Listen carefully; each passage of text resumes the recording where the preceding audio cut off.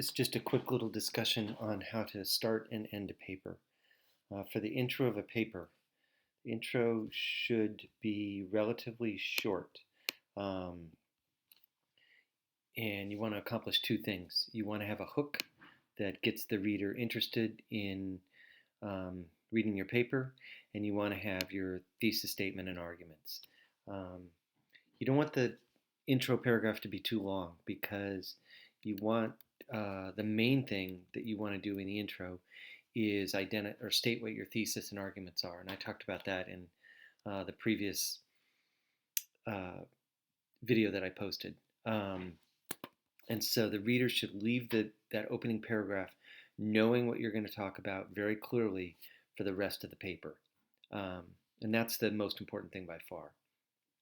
But you also want to have a little bit of a hook if you can. And a lot of people aren't good at this and don't stress if you're not. Kind of keep it simple. Less is probably more in this case. So I'll talk briefly about the hook.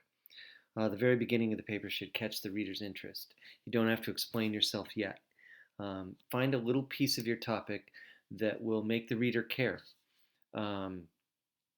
Avoid what a lot of students kind of resort to because they don't know what else to do, kind of grandiose statements and big generalizations.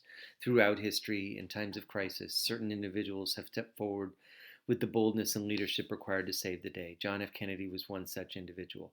It's not that interesting, and it's too much. It's over the top. So avoid that. So what can you do instead? Um, One thing that's nice is just pick out a quote that captures your topic, your person, or the event, or whatever you're talking about, that is provocative or intriguing. It can be very quick, just like one sentence, two sentences, a very quick statement. I'm a fan of that. I think it often draws the reader in. It doesn't have to explain everything, it just kind of hooks the reader. Along the same lines, you can have a quick anecdote or a kind of intriguing example. Um, if you're writing about a Supreme Court case or a major event, you pick out one little piece of it that of the actual case that was brought before the court um, that might be interesting to people.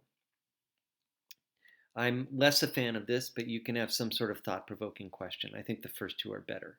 And if none of that works, don't sweat it. Don't go for something big. Just kind of a general intro to what your paper is going to be about is not the worst thing in the world. Um, but if you can, you want to try and grab the reader and then transition smoothly to your topic and the thesis statement. The basic outline of the paper then would be totally dependent on your thesis, and we talked about that in the last video. So you have the intro paragraph.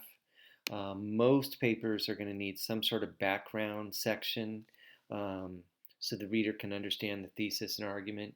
If you're writing about the civil rights movement, you probably need to go back a little ways, not all the way back to the colonial days or slavery, but maybe back into segregation and the sharecropping in the South. If you're writing about the Vietnam War, you probably need a little background about the Cold War and how we got there. That's an important decision, knowing what to put in the background section. And then the body. Follow the sequence exactly that you set out in the thesis statement. And then your conclusion I'll talk about in just a second. And just remember, in terms of paragraphs, I don't believe in such a thing as like a 5-paragraph essay or a 5-paragraph paper. You should have as many paragraphs as you need to keep the paper clear. And generally more paragraphs are clearer than few paragraphs. So a page of text that is all just one long paragraph is confusing for the reader. What a paragraph does is it visually breaks up the ideas, and it's easier visually for the reader to follow. So you generally want one idea per paragraph. If your thesis has 3 arguments, that doesn't necessarily mean you're going to have 3 paragraphs in the body. each of those arguments could be broken up into multiple.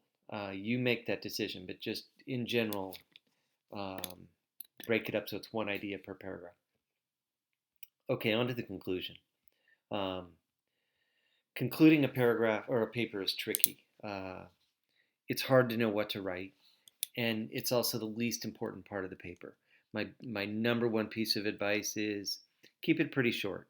It really should be a paragraph, like maybe 4 sentences to at the most like 8 or 9 sentences. Um, so the first thing to remember is it's not a novel. There's no suspense needed. You don't want to say anything super special in the conclusion. If you have something really important to say about your topic, you should have said it in the thesis in the body, not at the end. And I can't tell you how many times over the years I've written, wow, that's a really good point you make in the conclusion. Why isn't it in your thesis statement? You waited till now to get to the good stuff. So avoid that. Second, do not, and I cannot stress this enough, do not simply restate your thesis. I read it the first time. I remember what you said. So don't do that, which I know that you were probably taught somewhere along the way to restate your thesis in the conclusion. Stop doing that. Don't do it anymore. You're not going. Your college professors aren't going to want to see that either. Okay, so if I can't say anything important and I can't just repeat myself, what is there left to write?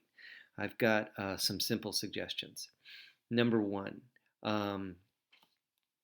you can kind of do a quick sketch of, not drawing, of course, but in your writing, of some continuing ideas from your topic. So, for example, if your thesis was Reconstruction was a failure, then you could go on after you've uh, argued that in the body of your paper to outline, in the years following, because Reconstruction was a failure, here were some of the things that um, resulted. And you don't have to go into any depth, but just kind of, some concluding thoughts about the failure of Reconstruction was, it left the Republican Party shut out of the South. Southern whites dominant politically, and left African Americans in the South in a oppressed position that would take decades for them to recover from. Something like that, very short. This is a similar idea. You can bring it up to today. So often a paper will leave off in some past decade or era. You're writing about the Vietnam War or the counterculture of the 60s, and you finish in the 60s or in the early 70s. You can briefly sketch how your topic has developed or evolved since. Anti-war attitudes that came out of the Vietnam War. Did they persist or did they die off? Something like that. So you can bring it up to today. This might be, if it's done right, one of the better ones. Leave your reader with something to ponder. One of the ways you can do this is to briefly consider what might have been. Those are called counterfactuals. I'm not a big fan of those, but you can try it. A better one might be, let's say you've just convincingly answered a question in your paper like, was the Progressive Era a success? You can conclude that, let's say you said yes, it was pretty much mostly a success, by acknowledging that while it was successful, a number of challenges remained, such as blah, blah, blah, blah. And just again, that's like 3 or 4 sentences, doesn't have to be that long. And then finally, for those of you tackling current issues, whether it's like Will with Boeing or Olivia's doing regulation of products, what's next? Where are we headed? You can provide a brief discussion of where we could be headed, or you might want to instead say where we should, like what should we do next? Those are good possibilities. Regardless, you want to remember to keep it short. And a good conclusion will help elevate a paper.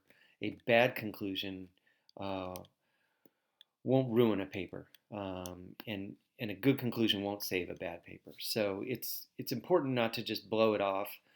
You should put a little bit of thought into it, but don't struggle over it for days. Pound something out and run it by one or two people, and that should be enough. All right, that's it. I hope this is helpful.